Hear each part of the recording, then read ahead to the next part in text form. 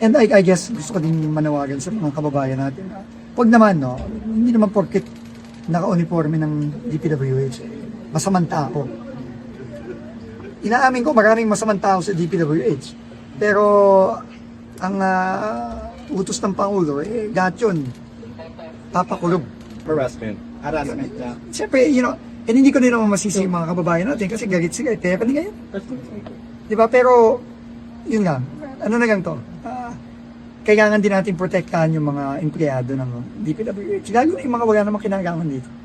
Ang importante dito, ang presidente mismo ang galit na galit. Kasing galit niya o mas galit pa siya kaysa sa mga kababayan natin. Dahil, siya ang pinagkatiwalaan ng mga kababayan natin para protektahan to And ito ang ginagawa niya. Pinoprotektahan niya yung mga kababayan natin.